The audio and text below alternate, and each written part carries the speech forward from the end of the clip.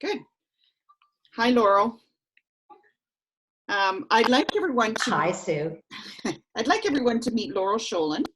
Laurel, I want to just tell you we're doing this interview, and this is for one of my classes on change leadership, and it's for the Masters in Higher Ed Administration and Leadership at Royal Roads. So I wanted to, I really appreciate that you can, you made yourself available for this. And I want to just let everybody know that Laurel Sholin is the Vice President Academic at Seneca College in Toronto.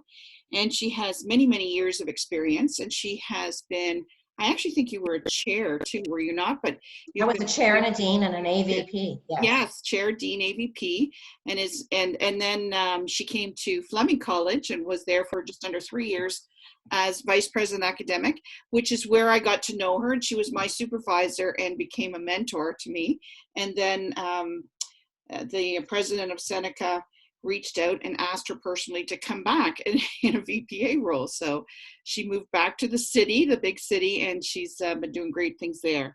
So I have given Laurel the questions on leadership change, the most effective leadership change that you've been part of or led at Project, the top 2 or 3 elements that make leadership change effective. If you have a chance, and this wasn't part of it, Laurel, but was there anything that maybe was not successful in a project that was there? Yeah. And sure, then also the problem. The most, like, one of the key tips that you would have for me and my classmates as we think about being effective leaders through change. So I'll turn it over to you. Okay. So thank you, Sue, for the elements. I do want to clarify that although the president of Seneca did reach out to me to let me know that the position was available and to gauge my interest, it was a pretty rigorous competition. Okay. And that was really good actually learning for me, because I think the interview process does help you examine your leadership, reflect on your accomplishments, but also reflect on what it is that you need to work on. So that's a great experience, although be it a little bit stressful. So Sue, as you mentioned, I've been in academic administration for many years and have been part of many, I'm going to call them projects or change leadership initiatives, some of which have been successful and others not so much. So I'm going to start with 3 initiatives that I'm involved with now that are developing and looking very promising, because I'm very excited about them. So the first is the digital learning strategy at Seneca, and it's a collaborative effort with a lot of moving parts. As I mentioned, it's still a work in progress, but we're really beginning to see the results. And it's focused on hybrid and online, flexible delivery, open education resources, incorporating artificial intelligence, extended reality, and simulation into our curriculum, and digital tools to support digital and information literacy, and what we call the Seneca core literacies. And with this comes a whole examination of assessment. What are you assessing? Why are you assessing it? And how are you assessing it? So that's all part of this massive digital learning strategy. I need to be really clear that although I am leading it, I'm really not. There are a number of groups, including our Teaching and Learning Center, our libraries, the deans and chairs, and other groups that are leading aspects of it, really carrying it on their shoulders. And I kind of am, I'm going to say, the conductor of the orchestra, if you will, right? So we've got different groups that are doing different things, and some are much more, I'm going to say, involved, and I would say the leading face of the digital learning strategy than others. So what we're trying to do is clearly communicate the vision of the strategy and the specific elements and how they're connected to the overall strategic plan.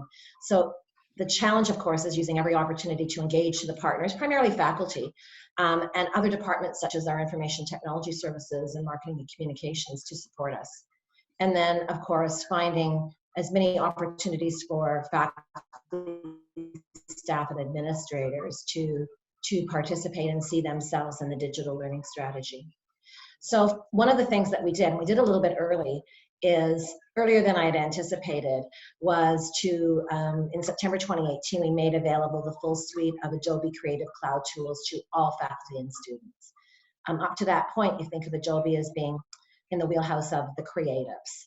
And I knew that if we really wanted to develop creativity, digital storytelling, digital learning, this particular suite of tools was a real enabler.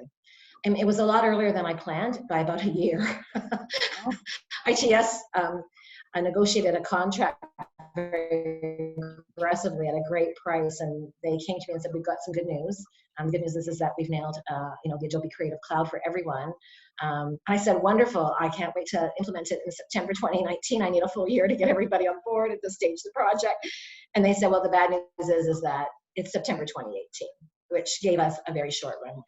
So, it was a bit shocking for people, but I decided that we would just go slow and not set expectations very high in the first year, and have people that were ready to run out ahead to go ahead and do that, and others that needed support, that we would provide that. So people smile when I say, well, this is one of my famous, or are the academic division's famous, we're building the airplane and we're taxiing down the runway at the same time, type of initiative.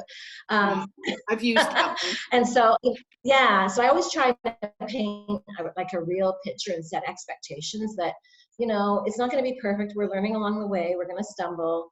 And I call it my 70% rule. So the whole thing is if for these change things, such as, the digital learning strategy, if you wait for everybody to be 100% or to be feeling like you're 100% prepared, you're never going to get out of the starting block. So I tend to ask the question, how comfortable are you? And are we at 70%? And if we're at 70%, we roll, and that means we roll with the punches. We improve, we continue on. I mean, I know it's a huge risk with faculty because some of whom I affectionately call our professional critics, but then you say, we're learning, so please give us your feedback. So that to me is something, I try to be as transparent as possible. We're always working on the elements of communication. I am managing expectations and trying to include the appropriate groups at the appropriate time, and being very open to making adjustments along the way, but not being, I'm going to say, so wishy-washy that people aren't clear that this is the direction that we're going, right? It may take us more time, but we're not moving backwards. We're not going backwards. So that to me is, part of managing change is that, according to Lewis's, I did it for my grad work, Lewis's theory of change, that, you've got to freeze, implement the change and then go forward. So I would say I'm freezing and saying, we're not going back, right? So let's move forward and talk about that. So that's one big one, and it's ongoing. I think the next one, and it's one that I actually started because, yeah, just one question. Ask a question. When sure. You had faculty involved in that, right? Like we're involved. Yes, yeah. So we involve our Educational Technology Advisory Committee, which is faculty. We have our Academic College Council, which has faculty. Okay. And of course, the faculty that are in the Teaching and Learning Center. And then it's like go out and engage. Right. Okay. Construct learning opportunities. So a great example is on Tuesday of study week, we had 50 faculty and staff turn out for our third Adobe Creative Jam for faculty. And so they did this on their study week. They'd already come out for Teaching and Learning Day. They came out for a full day of having fun, and in 3.5 hours creating a lesson plan using Adobe digital tools. So that's a great way of engaging, and we look to reach out to different groups. Right. Okay. Yeah. Thanks. So I think the next project, and you'll probably smile at this one, Sue, is envisioning and implementing an integrated academic integrity program across the institution. So, in 2014, I went to the ICAA, the International Center for Academic Integrity conference, and then shortly left Seneca, but brought that thinking to Fleming, where we really started by, and again, you'll recall that it was, an academic college council that we struck. We handed over that policy rethinking to a faculty member at the time, Nick Stone, and to work with a group guided by what I'm going to say, the principles, right? But, guided by a change in principle and approach. So I know that Fleming got started in that way, in a very good way. And then, of course, it's a change initiative. It takes time. So I'm hoping that good work is continuing.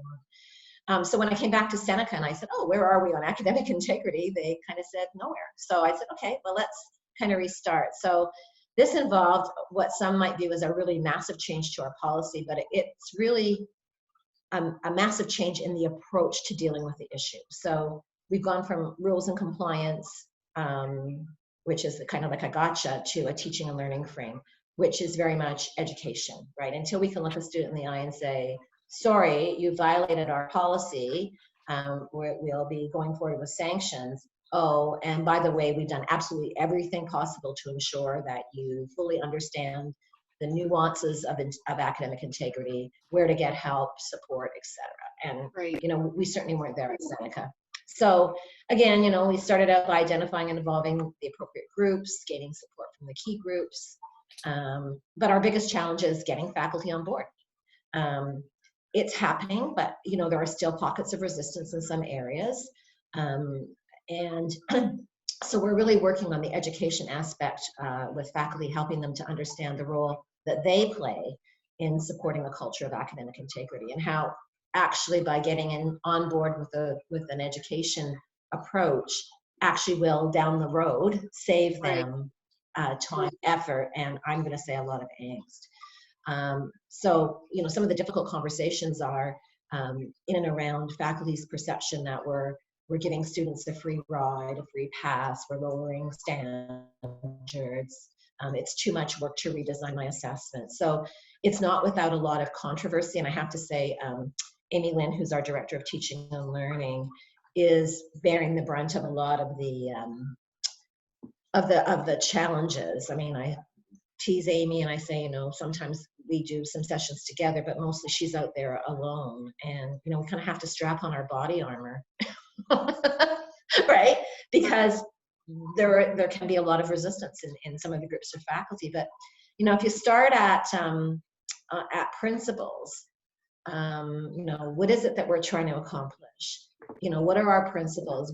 What's our grounding? I find if I put up a slide of principles and I say to faculty, which of these principles don't you agree with? most of them say, oh no, this makes perfect sense, right? Makes perfect sense. So they agree on the principles. They acknowledge that, gee, it's good that it's grounded in literature, and I know my personal perspective, as a faculty member might be, I'm on fire about this particular thing, but I have to appreciate, literature and evaluated practice. So the question is, why are you resisting?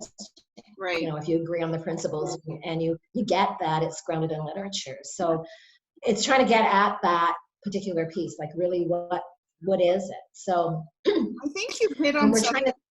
I think you've hit on something that's interesting. In our we're actually studying, our textbook for this course is Jeffrey Buller, Changing Leadership in Higher Education. Oh yeah. And in chapter 6, one of the things I wrote down actually this morning was, it's not, and you seem to do it like you're not trying to necessarily hit a specific goal, but he talks about not working necessarily towards a specific goal, but rather spending time creating a culture of innovation and continuous learning. It's, it's not kind of using the big hammer. It's kind of moving people towards it. You said, you put up the policies, like there's nothing really to disagree with. And the whole 70% thing too, I found that really interesting, because it's kind of like, it's not like we have this goal and this is just the main thing, this one goal, this check box, Right. You're right. kind of setting your approach differently. It's how are we moving everybody towards that, right? Mm-hmm. But, from a leader, part of a senior executive committee, and I have, deans and chairs and directors and, great teams of people that, support the important work, the core work of the of the college. I mean, one of the challenges as a leader is, I always say I'm in the managing expectations business. So not only do I have to manage expectations of